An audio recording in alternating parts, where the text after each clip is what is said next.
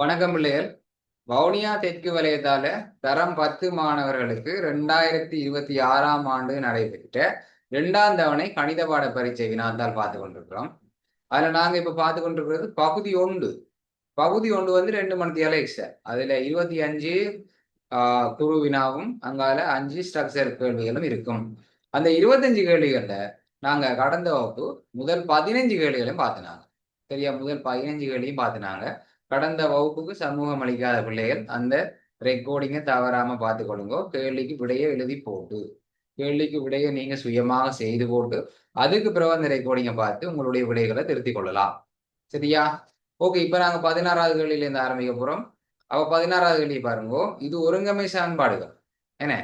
2 ஒருங்கமை சமன்பாடுகள் தரப்பட்டிருக்கிறது. 4a-யும் 3b-ஐ கூட்டினா 18ஆம். 1a-யும் 2b-ஐயும் கூட்டினா 18ஆம். சரியா? ஆகவே இந்த 2 ஒருங்கமை சமன்பாடுகளையும் தீர்க்காமல், சரியா? இந்த 2 ஒருங்கமை சமன்பாடுகளையும் தீர்க்காமல், இதான் ஹைலைட். தீர்க்கக்கூடாது. சரியா? தீர்க்காமல் a சக b-யின் பெருமானத்தை காணலாம். அப்படின்னா என்ன அர்த்தம்? வளமையா ஒருங்கமை சமன்பாடுகளுக்கு எப்படி தீர்த்து விடையை காண்றாங்க? ஒவ்வொன்றுக்கும் பெயர் வைப்போம். என்ன? சமன்பாடு 1 என்ன ஞாபகம் இருக்கா? சமன்பாடு 1 போடுவீங்க. அதுக்கு பிறகு இவர சமன்பாடு 2 போடுவீங்க. என்ன? அதுக்கு பிறகு ஏதாவது ஒரு குணகத்தை சமப்படுத்துவோம். இதுல 4a இருக்குன்னு சொன்னா இங்கேயும் 4 வரணும்னா 4ஆல பெருக்குவோம். 4ஆல பெருக்குவோம். இங்கே 48 வரப்போகுது. 4ஆல பெருக்கியிருக்கோம். அதுக்கு பிறகு 1லிருந்து 2 கழிச்சு விட்டா a இல்லாம போயிடும். 1லிருந்து 2 கழிச்சு விட்டா a இல்லாம போயிடும். அதுக்கு பிறகு b-ல மட்டும் சமன்பாடு வரப்போகுது. அப்ப b-யை கண்டு பிறகு அதை கொண்டு போய் 2 சமன்பாடு கைவசம் இருக்கு. அந்த ஏதாவது ஒரு சமன்பாடுல போட்டோம்னா a காணலாம். இது வந்து தீர்த்து காண்றது. ஆனா எங்களுக்கு என்ன சொல்லியிருக்காங்க? தீர்க்காம காணட்டாம். சமன்பாடை தீர்க்காம காணட்டாம் சொன்னா நீங்க ஏபியை காணக்கூடாது. ஏயையும் பியையும் தனித்தனியே காணக்கூடாது. காணாம டிரெக்டா எங்களுக்கு ஏ சக பி எவ்வளவுன்னு காணணும். சரியா? டிரெக்டா ஏ சக பி எவ்வளவுன்னு காணணும். அவ்வளவுதான், சிம்பிள். சரியா? 16வது கேள்வி பாருங்க. 16வது கேள்வி 4a-யையும் 3b-யையும் கூட்டினா 18 வருதா? அது மாதிரி 1a-யையும் 2b-யையும் கூட்டினா 12 வருதா? இப்படி கேள்வி அடிக்கடி வாரது. இந்த கேள்வி அடிக்கடி வாரது. அப்ப இப்படி 2 ஒருங்கமை சமன்பாடுகள் தீர்க்காம காணணும்னு சொன்னா 2 சமன்பாடுகளையும் கூட்டி பாருங்க. ரஃப் பேப்பர்ல 2 சமன்பாட்டையும் கூட்டி பாருங்க, அல்லது 2 சமன்பாட்டையும் கழிச்சு பாருங்க. அவங்க கேட்கறதுல மடங்கு வரும். இந்த ஏ சக பி என்ற கோவையில ஏதாவது ஒரு மடங்குல விட வரும். ஏ சக பி என்ற கோவையில 2 மடங்கு அல்லது 3 மடங்கு அல்ல 5 மடங்கு அப்படி வரும். சரியா? 1 2 சமன்பாட்டையும் கூட்டி பார்க்கணும், அல்லது 2 சமன்பாட்டையும் கழிச்சு பார்க்கணும். சரி, அப்ப நம்ம கூட்டி பார்ப்போமா? இந்த 2 சமன்பாட்டையும் கூட்டி பார்ப்போமா?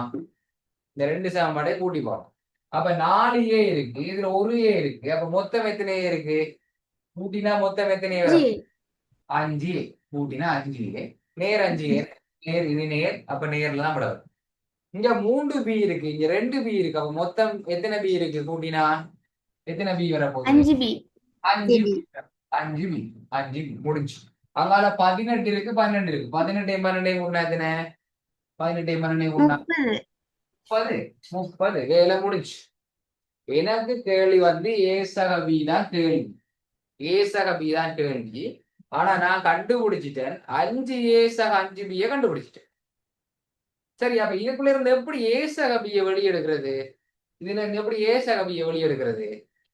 எல்லாத்தையும் அஞ்சால பிரிக்கணும் சார். எல்லாத்தையும் 5ஆல பிரிச்சு விடுவோம். சமன்பாடுல 2 புறமும் இருபுறமும் 5ஆல பிரிச்சு விடுங்க. அல்லது 5 பொது எடுத்துட்டு வெட்டலாம். ஏன்னா பிள்ளை இங்கேயும் 5 இருக்கு, இங்கேயும் 5 இருக்கு. அப்ப 5 பொது எடுக்கலாம் தானே? இந்த 2 பெருமானங்கள்ல இருந்தும் இந்த 2 உறுப்புகள்ல இருந்து 5 பொது எடுத்தா அடைப்புக்குள்ள என்ன வரப்போகுது? அடைப்புக்குள்ள என்ன A வரும்? sub B. ஏ சக பி. Very good. ஏ சக பி. அங்கால 30 இருக்கு. ஏ சக பி. 5 பொது எடுத்தோம் பாருங்க. 5 தர 5 ஏ 5 தர பி 5 பி. சரியா இருக்கா? இப்ப 2 பக்கம் 5ஆல பிரிச்சு விடுவோமா? 2 பக்கம் 5ஆல பிரிச்சு விடுவோமா? சமன்பாட்டை 2 பக்கம் 5ஆல பிரிச்சு விடுவோம். எனக்கு ஏ சக பி தானே வரும். அப்ப என்ன செய்யும்? இந்த 5 வெட்டினா இந்த பக்கம் என்ன மிச்சம் வர போகுது?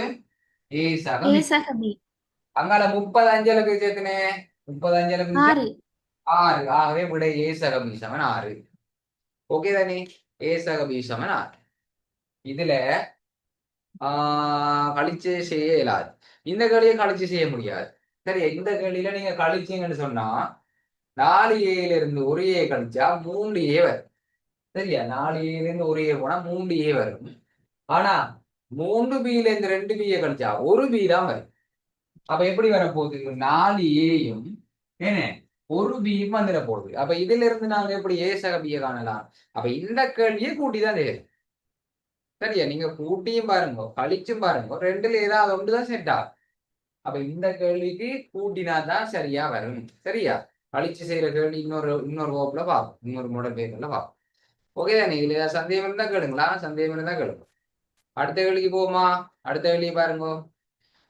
21 சென்டிமீட்டர் ஆரையுடைய ஆரைச்சிறையின் பரப்பளவு யார்? சரி, ஆரைச்சிறையோட பரப்பளவு 60. ஆரைச்சிறை கோணம் 60 பாகைன்னு தந்திருக்கு. ஆரை 21 சென்டிமீட்டர்னு தந்திருக்கு. ஈஸியாக தந்திருக்குண்ணே. ஒரு ஈஸி கேள்வி ஒன்று.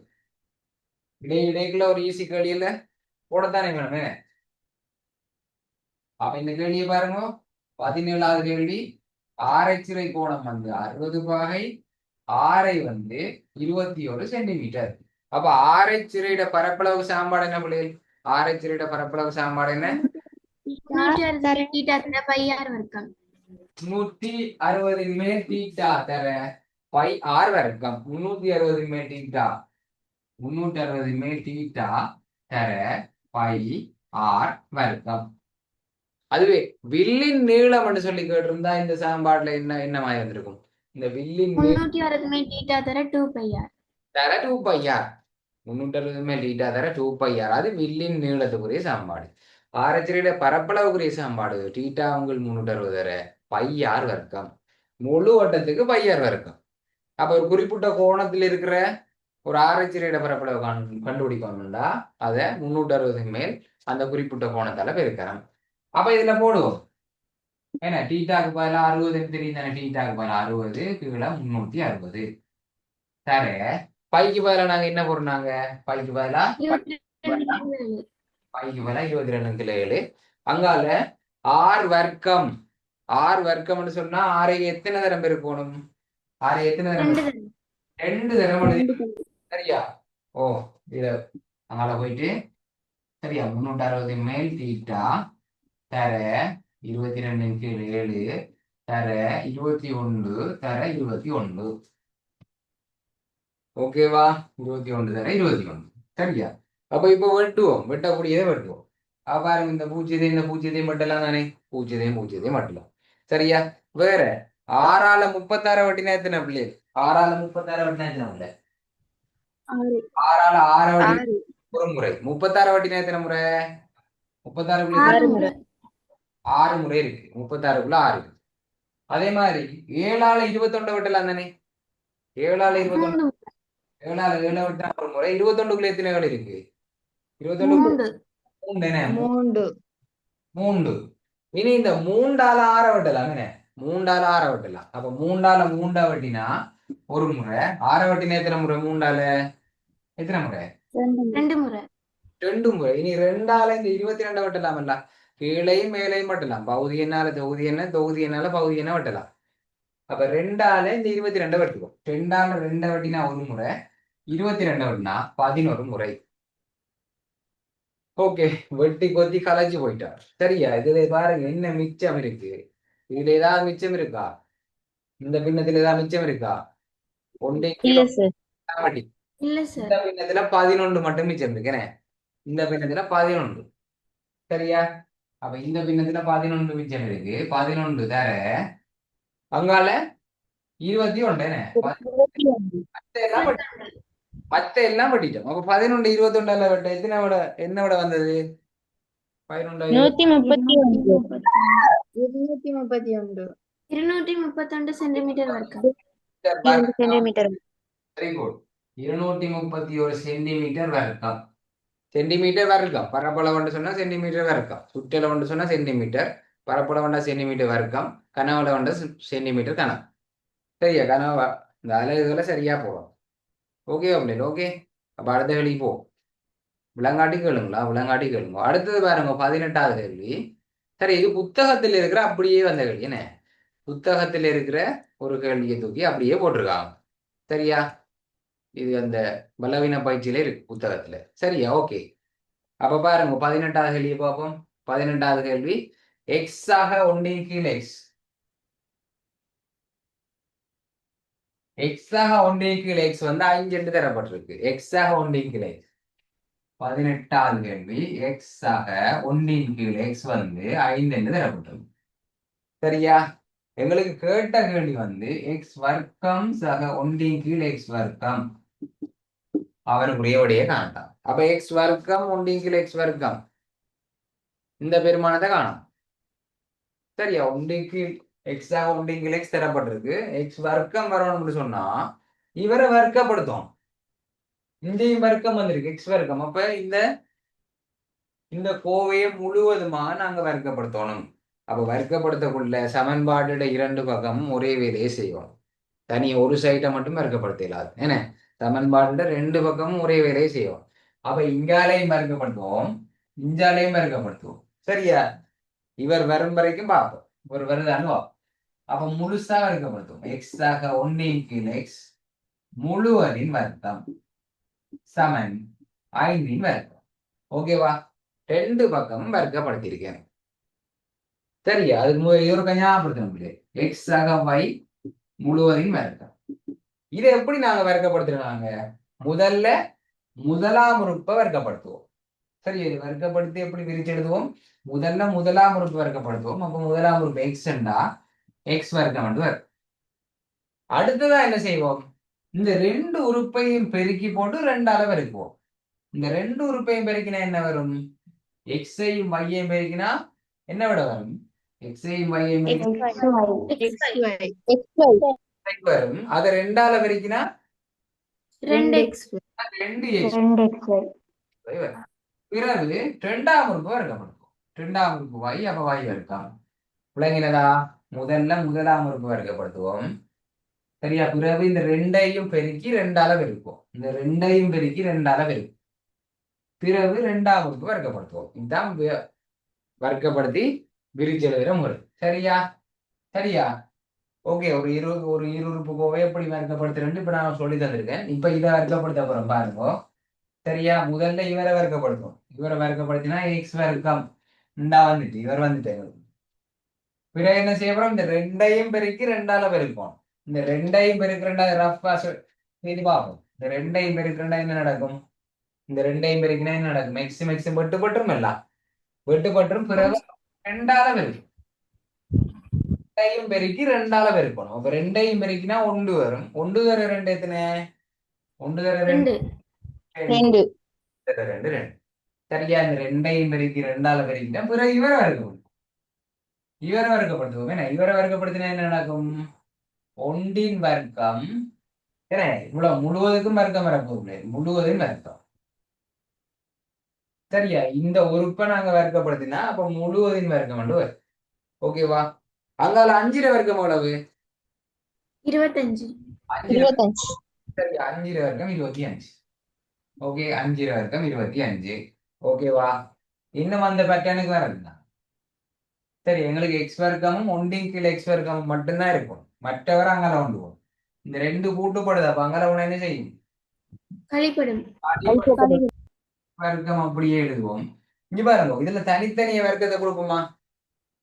இந்த 2க்கும் பொதுவா ஒரு வர்க்கத்தை வெளியே போட்டிருக்கேன் தானே. இப்ப தனித்தனிய வர்க்கம் எடுத்துவோம். அப்ப 1 வர்க்கம். 1 வர்க்கத்துக்கு விட என்ன? 1 வர்க்கத்துக்கு விட ஒன்றுதான். 1 வர்க்கம் ஒன்றுதான். 1 வர்க்கத்துக்கு விட நம்ம 1 போடலாம். இல்லை எக்ஸ் வர்க்கம். இல்லை எக்ஸ் வர்க்கம். சரி, அந்த கூட்டுப்படுற 2 அங்கால போனா என்ன செய்யும்? கழிப்படும். கழிப்படும். ஆவே எக்ஸ் வர்க்கம் 1 கீழ் எக்ஸ் வர்க்கம் சமன் 23 வரும். சரியா? விளங்கின அந்த கேள்வி எல்லாருக்கும்? தங்காடி கேளுங்க. எந்த இடத்துல விளங்கி இருந்து விளங்காடி கேட்கலாம். சரியா?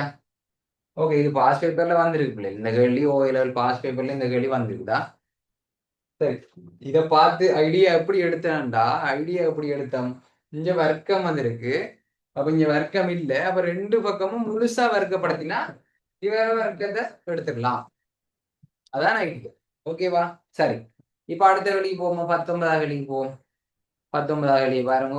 19வது வெளி என்ன சொல்லியிருக்கு? நிகழ்தகவு. 19வது வெளி நிகழ்தகவு. சரியா, நிகழ்தகவு நிகழ்தகவுனா 3ஆம் தவணையெல்லாம் படிக்க போறோம். 3ஆம் தவணையெல்லாம் படிக்க போறோம். இருந்தாலும் நாங்கள் 9ஆம் ஆண்டுல படிச்ச, 8ஆம் ஆண்டுல படிச்ச அந்த அறிவை கொண்டு இந்த 2ஆம் தவணை பரீட்சையில வர இந்த நிகழ்தகவுகளையும் செய்ய முடியும். சரியா?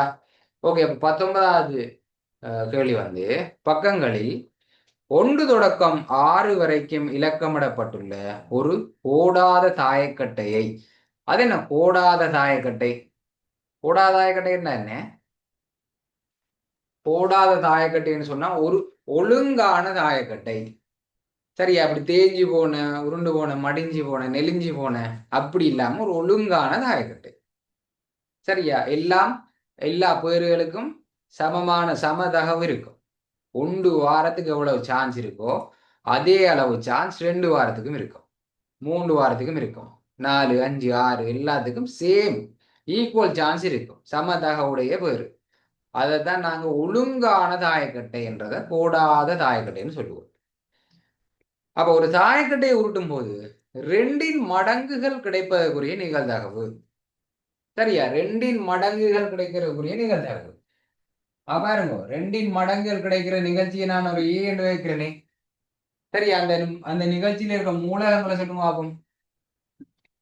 2இன் மடங்கு 2 2, 4 4, 6 6. Very good. 2, 4, 6. ஏன் 8 வராது? 8 வராதா? 1 தொடக்கம் 6 தாயக்கட்டையில வரைக்கும் 8 வராது. தாயக்கட்டையில மொத்தம் 6 சதுரமைக்கு இருக்கிறதே மொத்தம் 6 பக்கம் தானே. அப்ப 6 நம்பர் தான் இருக்குன்னு சொல்லியிருக்கேனே. 1 தொடக்கம் 6. அப்ப என்ன 8 வரும் என்ன? 8 என்னன்னு சொன்னா அப்ப 2, 4, 6. சரி, அந்த 3 நம்பர் தான் இருக்கு. அப்ப மாதிரி வழியை சொல்லி பார்ப்போம். மாதிரி வழி படிச்சிருக்கீங்க சின்ன 1 2 3 4 5 6. அதாவது கிடைக்கக்கூடிய எல்லா மூலகங்களையும் உள்ளடக்கின தொடையைத்தான் நாங்க மாதிரி வழின்னு சொல்லுவோம். 1, 2, 3, 4, 5, 6. 4, 5, 6. சரியா? அப்போ ஒரு நிகழ்ச்சி ஒன்றின நிகழ்தகவு சமன்பாடு படிச்சிருப்பீங்க 9ஆம் ஆண்டு. ஒரு நிகழ்ச்சி நிகழ்தகவு சமன், சரியா, நம்பர் ஆஃப் ஏக்கு நம்பர் ஆஃப் எஸ் என்று சொல்லி படிச்சிருப்பீங்க. நம்பர் ஆஃப் ஏக்கு நம்பர் ஆஃப் எஸ், அதாவது அந்த நிகழ்ச்சியில இருக்கிற மூலகங்களின் எண்ணிக்கை அதன் கீழ் மாதிரி வெளியில் உள்ள மொத்த மூலகங்களின் எண்ணிக்கை. சரியா, அந்த நிகழ்ச்சியில இருக்கிற மூலகங்களின் எண்ணிக்கைய மாதிரி வழியில இருக்கிற மொத்த மூலகங்களின் எண்ணிக்கையில பிரிச்சா ஒரு அந்த நிகழ்ச்சியின் நிகழ்தகவு வரும். ப்ரொபபிலிட்டி என்ன?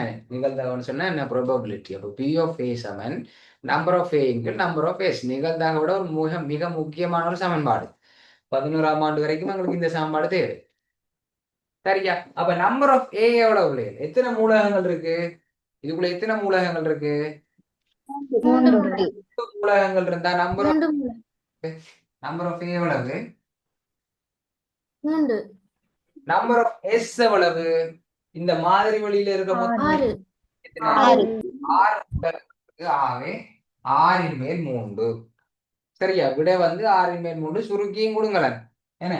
சுருக்கியும் கொடுத்து விடுங்க. 6 மேல் 3 ஆகவே மேலே கீழே 3 பிரிச்சா 2 மேல் 1. ஏன்னா சுருக்கியும் கொடுங்க. விடைகள் கடைசி இந்த கேள்விக்கு கேட்ட கேள்விக்கு விட 6 மேல் 3. அப்ப அதை சுருக்கினா 2 மேல் 1. 6 மேல் 3 போட்டாலும் ஃபுல் மார்க்ஸ், 2 மேல் 1 போட்டாலும் ஃபுல் மார்க்ஸ் போட்டுக்கொள்ளுங்க. 2 மார்க்ஸை கொடுத்துக்கொள்ளுங்க. சரியா, இப்ப 20வது கேள்விக்கு போவோம். இப்ப 20வது கேள்விக்கு போவோம். 20வது கேள்வியை பாருங்க. ஒரு பொருத்தமான கேத்திர கணித பதங்களை கொண்டு இடவழி நிரப்புக. இப்படியான கேள்வி உங்களுக்கு வந்துட்டு இருக்கு. இப்ப தேற்றம், சரியா, தேற்றங்கள்ல 2 இடத்துல இடைவெளி விட்டு அந்த இடைவெளியை ஃபில் பண்ற கேள்விகள் வந்து கொண்டிருக்கு. சரியா, அப்ப தேற்றங்கள் எல்லாத்தையும் வடிவா நினைவுல வச்சுக்கொள்ளுங்க பிள்ளைகள். ஒரு கொஞ்சம் தேற்றம் தானே இருக்குன்னு அதை வடிவா நினைவுல வச்சுக்கொள்ளுங்க. அப்ப நாட்பக்கல் இணைகரங்கள் 1, 2 என்ற பாடத்துல இந்த தேற்றத்தை படிச்சுறாங்க. இணையகரங்கள் பார்ட் 1 பார்ட் 2 என்ற பாடத்துல இந்த தேற்றம் படிச்சுறாங்க. நாட்பக்கல் ஒன்றின் ஒரு சோடி எதிர்ப்பக்கங்கள் சமனும் அங்கால டேஷுமாயின் அந்த நாட்பக்கல் ஒரு டேஷ் ஆகும். அப்ப இதுல என்ன வரப்போகுது பிள்ளைகள்? இந்த இடைவெளிக்கு என்ன வரப்போகுது? இந்த இடைவெளிக்கு என்ன வரப்போகுது? சமாந்தரமும் இணைகரம். சமாந்தரம்.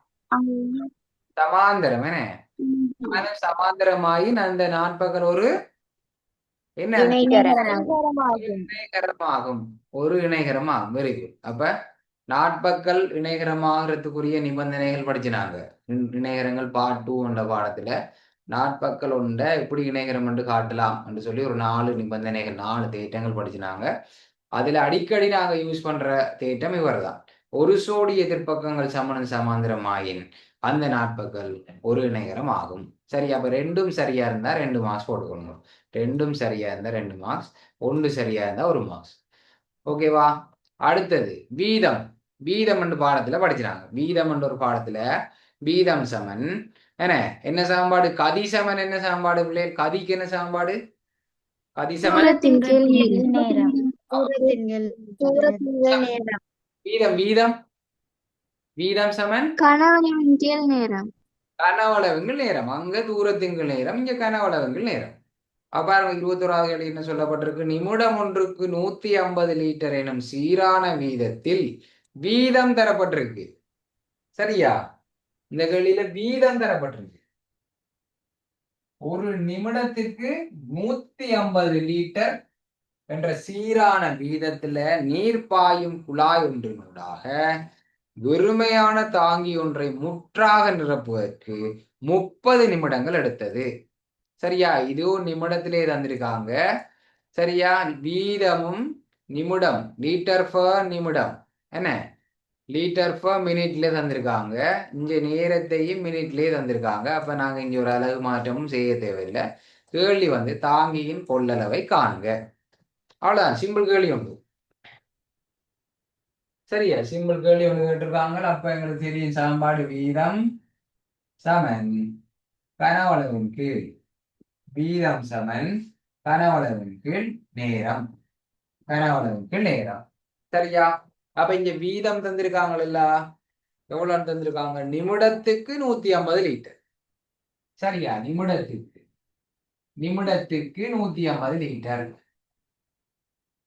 ஒரு நிமிடத்துக்கு 150 litre 150 litre per minute 150 litre per நிமிடம் இதான் வீதம் ஒரு நிமிடத்துல 150 லிட்டர் பாயும் அப்ப வீதம் தந்திருக்காங்க 150 வீதம் தந்திருக்கு 150 கனவளவு தெரியாது கனவளவு தான் தாங்கிற கனவளவு தான் எங்களுக்கு கேள்வி கனவளவு தான் கேள்வி எத்தனை நிமிடத்துல எவ்வளவு நேரத்துல அந்த தாங்கிய நிரப்பணும் 30 இந்த வேகத்துல அந்த தாங்கிய நிரப்புறதுக்கு 30 நிமிடம் எடுக்குதான் அப்ப இங்க 30 பிரிபடுதல்ல கனவளவு பிரிக்குதல்ல அப்ப 30 அங்களவுனா என்ன செய்யும் 30 அங்களவு 150 தர 30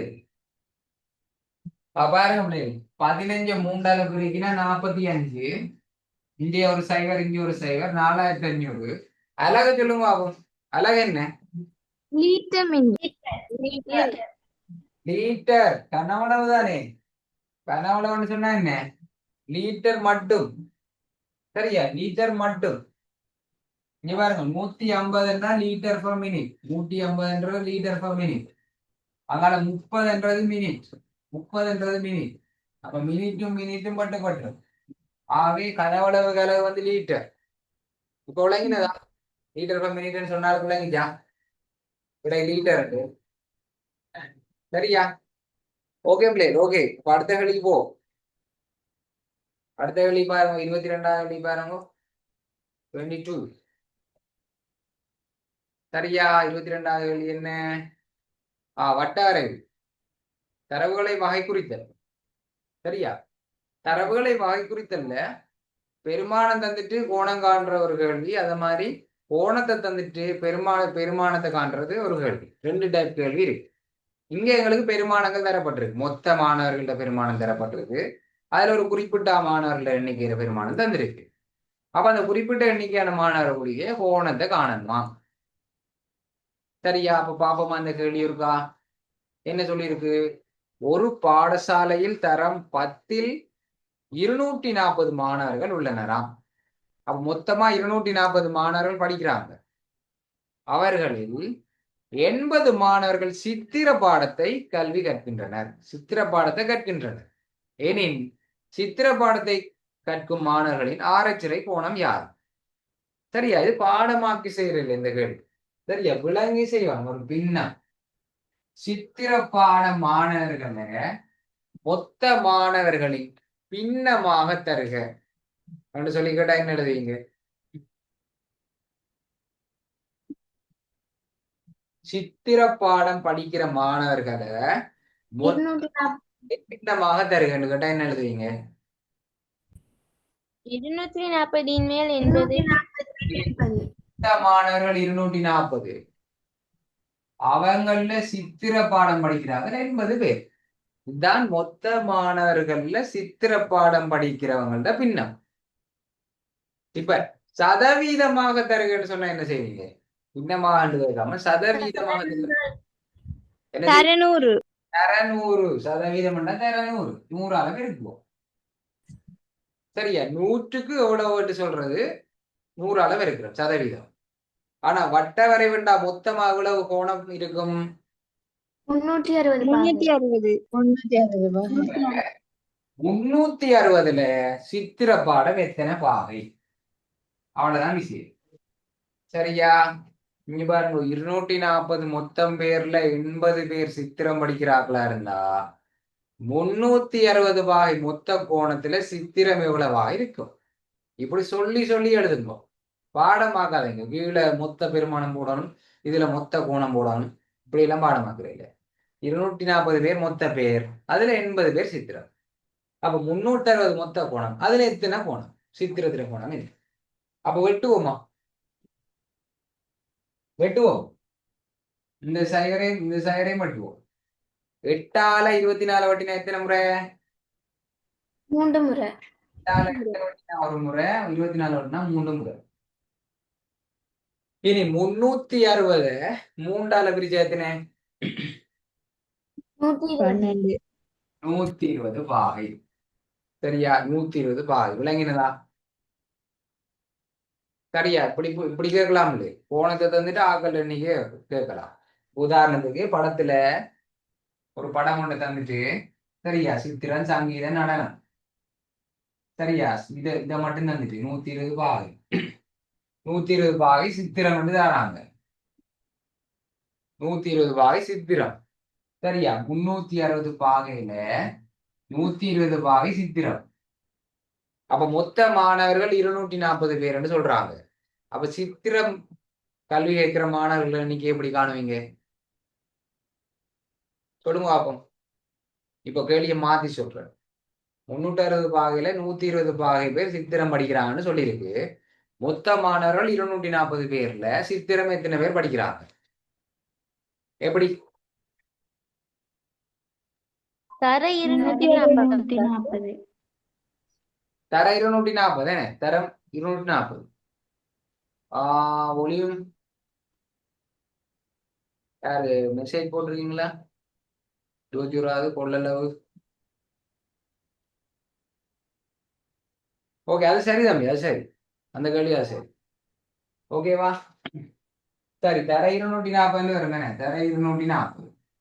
அப்ப இதை நீங்க சுருக்கினீங்கன்னு சொன்னா 80 பேருக்கு வரும். சரியா, இதுல 360 பாகை மொத்த கோணத்துல 120 பாகை சித்திரமா இருந்தா 240 பேர் மொத்த பேர்ல சித்திரம் பேர் எத்தனையா இருக்கு? இப்படி சொல்லி சொல்லி எழுது. ஓகேவா? சரியா, பிளைஜாப்லே சந்தேகம் இருந்தா கேளுப்போம். ஓகே ஓகே தம்பி, அதுக்கு 4500 தானா விடை? 4500 லிட்டர். அது சரியா? 4500 லிட்டர் சரியான விடை. ஓகே, அடுத்த கேள்வி போமா. 23வது கேள்வி பாருங்க. 23வது கேள்வி. 23வது கேள்வி ஒரு சமநிலை ஒன்று தரப்பட்டிருக்குது. சரியா, ஒரு சமநிலை ஒன்று தரப்பட்டிருக்கு. சமநிலையை திருப்தியாக்கும் எல்லா நேர் நிறையன்களையும் காண்க. இங்க பாருங்க, நேர் நிறையன்களை காணட்டா. சமநிலையை தீர்த்தா ஒரு 3 டைப்பா கேள்விகளை கேட்கலாம். என்னன்னு சொன்னா, எல்லா தீர்வுகளையும் எண்கோட்டில் குறிக்குகன்னு சொல்லி ஒரு கேள்வி கேட்கலாம். சமநிலையை தீர்த்து எல்லா தீர்வுகளையும் எண்கோட்டில் குறிக்குக. இரண்டாவது இருக்கலாம், நிறையன் தீர்வுகளை எண்கோட்டில் குறிக்குக. சரியா, நிறையன் தீர்வுகளை எண்கோட்டில் குறிக்கன்னு கேட்கலாம். அல்லது மூன்றாவது டைப் வந்து தீர்வுகளை நிறையன் தீர்வுகளை தொடை ஒரு தீர்வு தொடையாக தருக. நிறையன் தீர்வு தொடையை தருக. எண்கோட்ல கேட்காம அந்த தீர்வுகளை எழுத சொல்லி கேட்கலாம். அப்ப இது மூன்றாவது டைப் தான் இவர். சரியா, உங்களுக்கு 3 டைப்புமே தெரிஞ்சிருக்கும். 3 டைப்ல ஏதாவது ஒன்று வரும். சரியா, 3 டைப்ல ஏதாவது ஒன்று வரும் சமநிலை கேள்வியில. அப்ப 3x சய 1 சிறிது அல்லது சமன் 8. சிறிது அல்லது சமன் 8. அப்ப இதை முதல்ல தீர்ப்போம். இதை தீர்த்து போட்டு பிறகு அந்த மிச்ச கேள்விக்கு விடையாது. ஓகேவா, சமன்பாடு எப்படி தீர்ப்போமோ அதே மாதிரி தான் சமநிலையும் தீர்க்கிறது. இந்த 3x இருந்து இந்த 1 கழிபடுதல்ல. அப்ப சமநிலைக்கு மற்ற பக்கம் போனா இந்த 1 என்ன செய்வார்? கூட்டுப்படும். கழிபடுற 1 போய் அங்கால போய் கூட்டுப்படும். சமநிலையில குறிமாறும். அப்ப 8 ஒன்றும் என்ன பிள்ளை அங்கால போனா கூட்டுப்படும் போது அப்ப 8 ஒன்றுமே எத்தனை? 9. 9. இப்ப இந்த 3 இல்லாம பண்ணணும். இந்த 3 எக்ஸ் தானே நாங்க காணணும். அப்ப இந்த 3 இல்லாம பண்ணணும்டா 3 மேக்ஸிமம் பெருக்கப்படுது. அப்ப எப்படி இல்லாம பண்ணலாம்? எப்படி சமநிலையில பிரிக்கணும். 3 கொண்டே அங்கால பிரிக்கிறது. அதுல 2 பக்கமும் சமநிலையில 2 புறமும் இருபுறமும் 3ஆல பிரிச்சு விடுவோம். 2 பக்கமும் நேர் 3ஆல தான் பிரிக்கிறோம். ஒரு சமநிலைய மறை எண்ணால பிரிச்சாலோ அல்லது மறை எண்ணால பெருக்கினாலோ இந்த சமநிலையில குறிய மற்றவளை மாத்தோம். மறை எண்ணால பிரிச்சாலோ பெருக்கினாலோ. இங்க நாங்க நேர எண்ணால தான் பிரிக்கிறோம். ஆகவே இங்க சமநிலை குறி அப்படியே தான் இருக்க போகுது. 3 மட்டினா இங்க எக்ஸ் வர போகுது. சரியா, 9 3ஆல பிரிச்சா 3. அப்ப இது எப்படி வாசிப்போம் பிள்ளைகள்? எக்ஸ் சிறிது அல்லது சமன் 3லும் எக்ஸ் வந்து சின்னனா இருக்கும் அல்லது சமனா இருக்கும் 3 விட. சரியா, அப்ப விட என்னென்ன வரப்போகுது? 3க்கு சமனண்டபடியா 3 வரப்போகுது. என்ன 3 விட சின்னபடியா 2 வரப்போகுது. அதனால 0 -1 -2 இப்படி எழுதலாமா? அதாவது நேர் நிறை எண்கள் கேட்டிருக்கு. நேர் நிறையன் கேள்வியில கேட்டிருக்கு. நேர் நிறையன். சரி, அப்ப மறையல். சரி, இது போல என்ன இப்ப சரி என்ன இப்ப சரியா? இல்ல சார், 0 0 நேரும் இல்லை மறையும் இல்லை. ஆனா அது நிறை. சரியா, 0 ஒரு நிறையன். ஆனா 0 வந்து நேர் நிறையன்னும் இல்ல மறை நிறையன்னும் இல்லை. 0 ஒரு நிறையன், அவ்வளவுதான். அப்ப 0 எழுதிருந்தா பிள்ளை இங்க பாருங்க, சில பிள்ளைகள் இப்படி டொட் டொட் டொட் போட்டிருப்பீங்க. டொட் டொட் போட்டா சரியா? சரியா இல்ல சார். பிள்ளைய இல்ல சார். அப்படி போட்டாக்களுக்கு இப்ப சிரிப்பு வரும் பேப்பரை பார்க்க. நம்மளை தான் சரி சொல்றாரோ.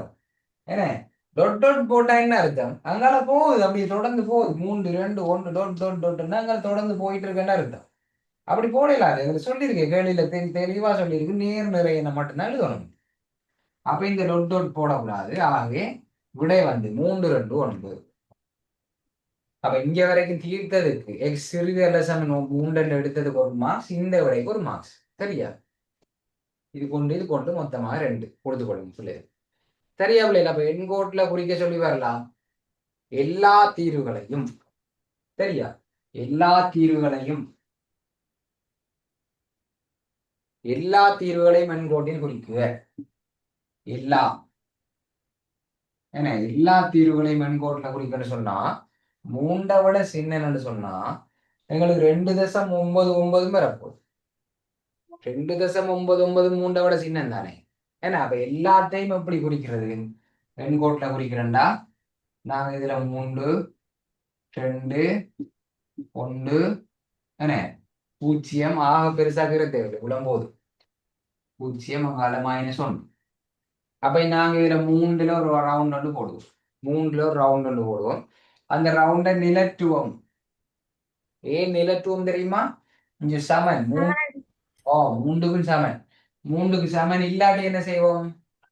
இந்த வட்டத்தை நிலட்டுவோமா? நிலற்றக்கூடாது. ஆமா, சரியா? 3க்கு சமன் உடைய நிலற்றம். அப்ப 3ஐ விட சின்னன்னு சொன்னா இடது பக்கம் போகுமா? தீர்வுகள் எல்லாம் இடது பக்கம் இருக்குமா, வலது பக்கம் இருக்குமா? இடது பக்கம். இடது பக்கம் இருக்கிறவை எல்லாம் 3ஐ விட சின்ன என்ன? 2 சின்னன், 1 சின்னன், சைபர் இதெல்லாம் 3ஐ விட சின்ன பெருமானங்கள் எல்லாம் வரும்.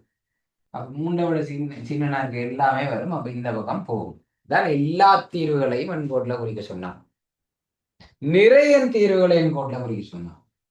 ஏன்னா நிறைய தீர்வுகளை எண்கோட்டில் குறிக்க, நேர் இல்ல மறை இல்ல குறிப்பிட்டு சொல்லாம நிறைய தீர்வுகளை எண்கோட்ல குறிக்கணும்னு சொன்னா அங்க நாங்க எல்லாத்தையும் குறிக்க வேண்டியிருக்கோம்.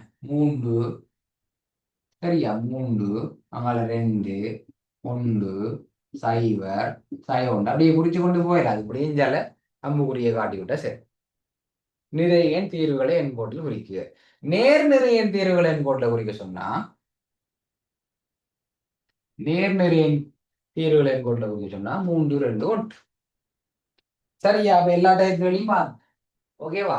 அப்ப எப்படி வந்தாலும் இப்போ உங்களுக்கு செய்ய தெரியும். அப்ப இதுல சந்தேகம் இருந்தா கேளுங்க, அடுத்த கேள்வி போவோம்.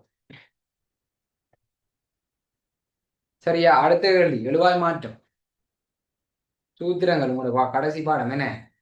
10ஆம் ஆண்டு 2ஆம் ஆண்டு கடைசி பாடம் சூத்திரங்கள். அதுல வர்க்கத்தை இல்லாம பண்ணி எப்படி எழுவாய் மாற்றம் செய்யறேன்னு படிச்சிருப்பீங்க. வர்க்க மூலத்தை இல்லாம பண்ணி எப்படி எழுவாய் மாற்றம் செய்யறேன்னு படிச்சிருப்பீங்க. சரியா? பின்வரும் சூத்திரத்தில் வியை எழுவாய் ஆக்குக. பின்வரும் சூத்திரத்தில் வி இந்த இருக்கு பாருங்க, வி வர்க்க மூலத்துக்குள்ள இருக்கு. அப்ப வர்க்க மூலத்துக்குள்ள இருந்து வெளியே எடுக்க. சரியா?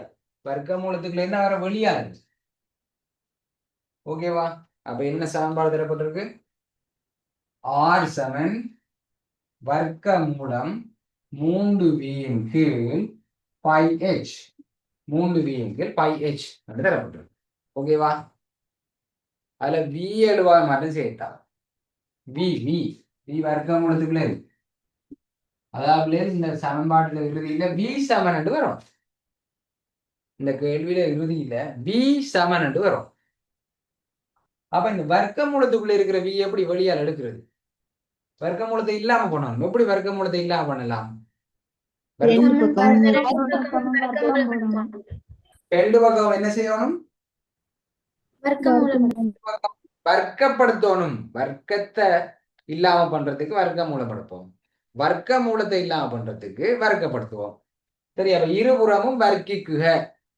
இருபுறமும் வர்க்கிக்குக அப்படி ஒரு லைன் எழுத தேவையில்லை, சும்மா சொல்றேன். சரியா? அப்ப இந்த அணி பக்கத்துல 6 இருக்கு. 6 வர்க்கிச்சா 6 வர்க்கம் வரும். இந்தியாவில 3 வீங்கில் πh இருக்கு. சரியா? 3 வீங்கில் πh இருக்கு. πh இவ்வளோத்தையும் வர்க்கப்படும். சமன்பாட்டின் இருபுறமும் வர்க்கிக்குக. அப்ப உங்களுக்கு தெரியும் வர்க்கமும் வர்க்க மூலமும் இல்லாம போயிடும். வர்க்கமும் வர்க்க மூலமும் இல்லாம போயிடும். அப்ப இவைய வெளியால வர போயிடும். என்ன வெளியால வர போயிடும்? நம்ம எப்படி வரப்போகுது? ஆர் வர்க்கம் சமன் 3v கீழ் πh என்று வரப்போகுது. 3v கீழ் πh என்று வரப்போகுது. சரியா? அப்ப இங்க பாருங்க, இந்த πh வந்து இந்த v என்ன செய்கிறார்? இந்த πh என்ன செய்கிறார்? h மற்ற பக்கம் போனா என்ன செய்வார்? இந்த ஆர் வர்க்கத்தை என்ன செய்வார்? பிரிக்கிறவர் அங்கால போய் பெருக்குவார். இந்த 3ம் வியும் என்ன செய்யுது? ஒன்றோட ஒன்று. இந்த 3ம் வியும் ஒன்றோட 3 பெருக்கப்படுதானே விய. அப்ப 3 மற்ற பக்கம் போனா என்ன செய்வார்? 3 மற்ற பிரிப்படுவார். அப்ப அவ்வளவுதான். அப்ப இங்க பாருங்க, இந்த பையே சிஞ்ச வரப்போகுது. சரியா? இந்த எழுதுறேன் பாருங்க, இந்த எழுதுறேன். இந்த 6 வர்க்கத்தோட இந்த πh வந்து மேல வந்து இங்க பிரிபடுறபடியே இங்க வந்து பெருக்கப்பட போகுது. அப்ப என்ன வரப்போகுது? πh ஆர் வர்க்கம். πh ஆர் வர்க்கம். இந்த 3 இந்த வியோட பெருக்கப்படுது. அப்ப சமன்பாடு மற்ற பக்கம் வந்தா பெருக்கப்படுறவர் மற்ற பக்கம் வந்தா பிரிபடுது. சரியா? ஆகவே வி ஆகவே வி சமன் என்னன்னு வரப்போகுது? வி சமன் πh ஆர் வர்க்கத்தின் கீழ் 3 வரப்போகுது. πh ஆர் வர்க்கத்தின் கீழ் 3 வரப்போகுது. ஓகேவா? விளங்கிச்சா பிள்ளை? 24வது கேள்வி.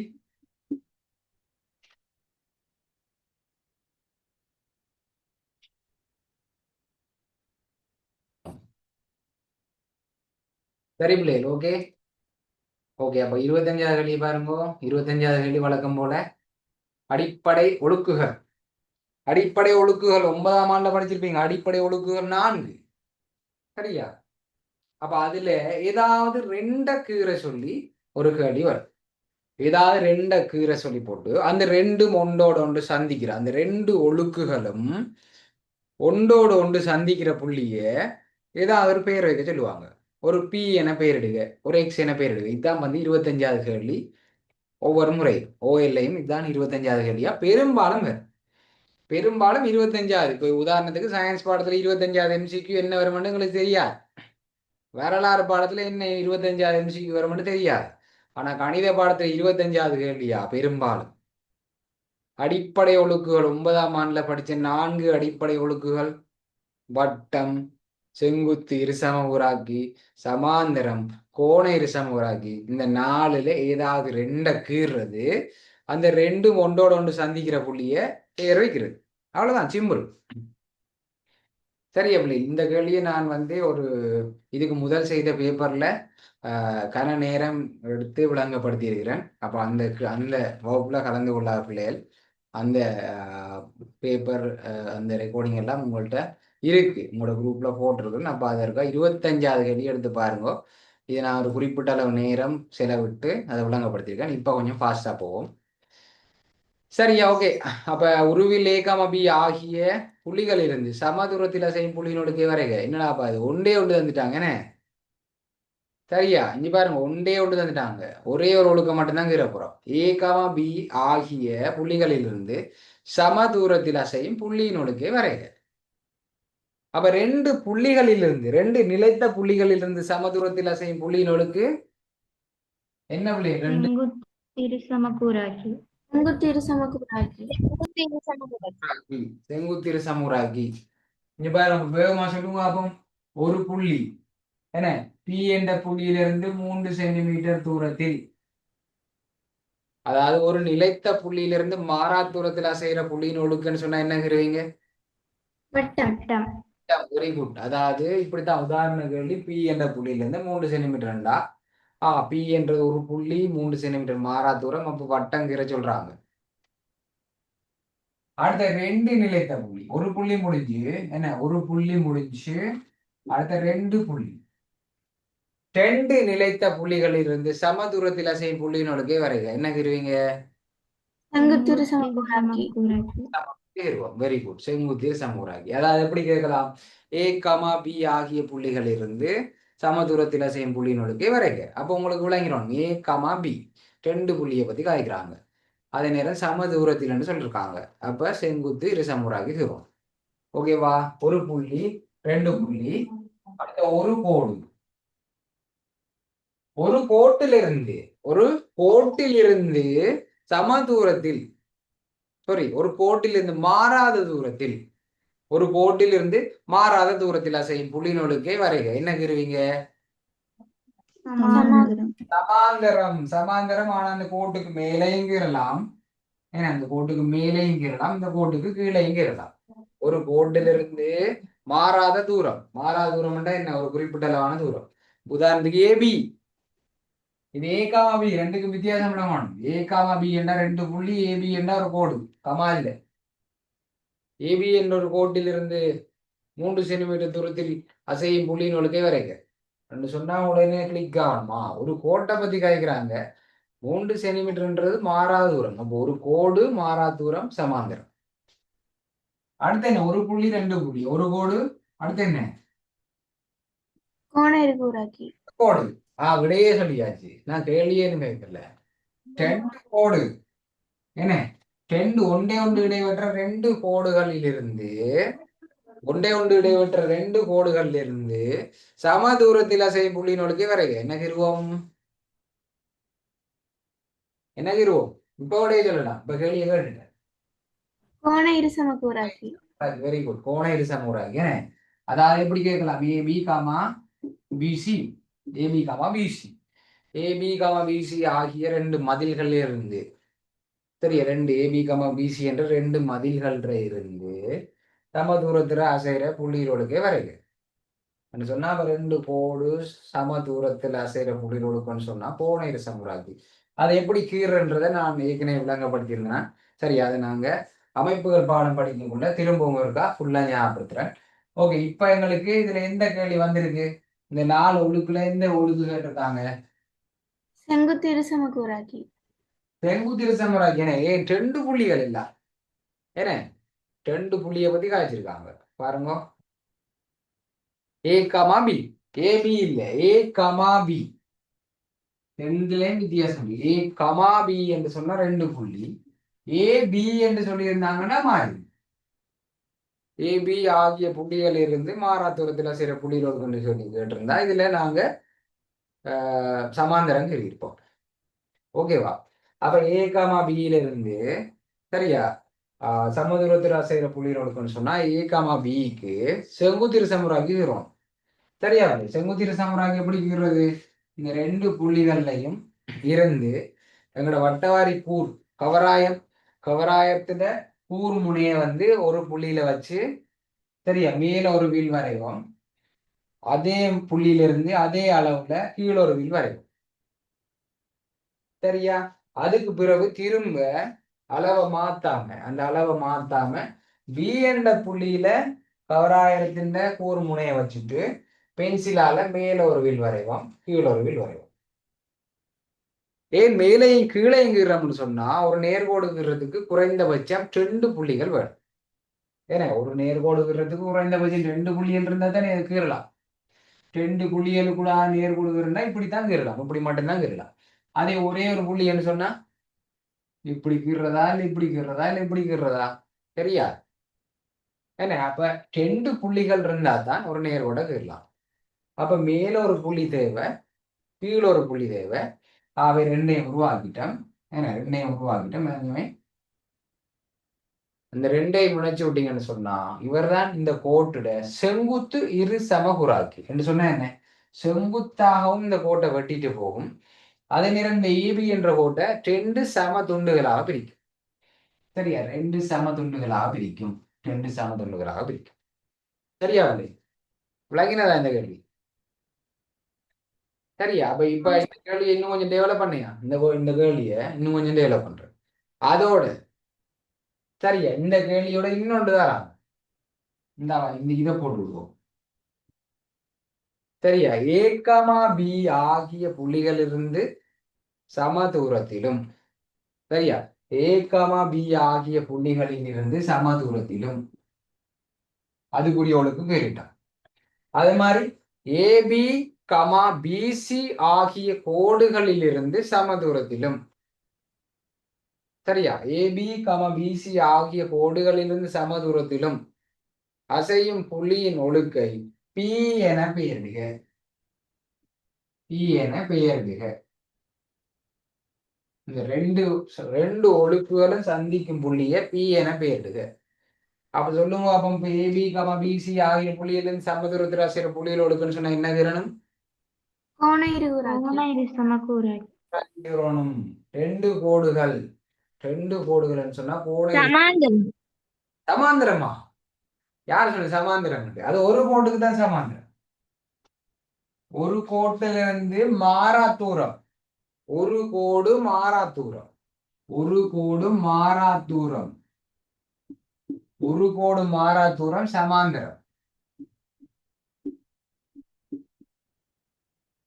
ரெண்டு கோடு சமதூரம், ரெண்டு கோடு சமதூரம், சமதூரங்கள். இந்த கோட்ல இருந்து எவ்வளவு தூரம் இருக்குதோ அதே கோட்ல இருந்து அதே அளவு தூரம். அதே மாதிரி இந்த கோட்ல இருந்து எவ்வளவு தூரம் எடுக்கிறோமோ அதே அளவு தூரம், இந்த கோட்ல இருந்து எவ்வளவு தூரம் எடுக்கிறோமோ அதே அளவு தூரம் தான் சம தூரங்கள். மாறா தூரம்னா எப்பவுமே பிக்ஸ்டா இருக்கு. பிக்ஸ். இந்த கோட்ல இருந்து 3 சென்டிமீட்டர்ண்டா அதே மாதிரி இங்காலே 3 சென்டிமீட்டர், அதே மாதிரி இங்காலே 3 சென்டிமீட்டர். சரியா விளங்கியா? சும்மா அந்த ஏனோ தானோண்டு பாடம் ஆகக்கூடாது. மாறா தூரம் சம தூரம் ரெண்டுக்கும் வித்தியாசம் விளங்கி பண்ணுங்க. மாறா தூரம்ண்டா அது பிக்ஸ்டான ஒரு அமௌண்ட். முதலாவது படிச்சோம் ஒரு புள்ளியிலேருந்து மாறா தூரம். ஏன்னா அப்பதான் வட்டமா வரும். மணிக்கூடு முள்ள பார்த்துருக்கீங்க தானே? அதில் அளவு எப்பயாச்சும் மாறுமா? அந்த முள்ளோட அளவு மாறாது. ஏன்னா அந்த முள்ளோட உச்சி வரைகிற அந்த ஒழுக்கு என்ன? வட்டம். சரியா? அது எப்பவுமே ஓகே, அது மாறாத தூரம். அப்ப இப்ப சொல்லுங்க, இப்போ விளங்கிச்சாவில்லை? ஏபி கமா பிசி ஆகிய கோடுகளிலிருந்து சமதூரத்தில் சில புள்ளிகளுக்கு வரை என்ன செய்வீங்க? கோண இருசமக்கூறாக்கி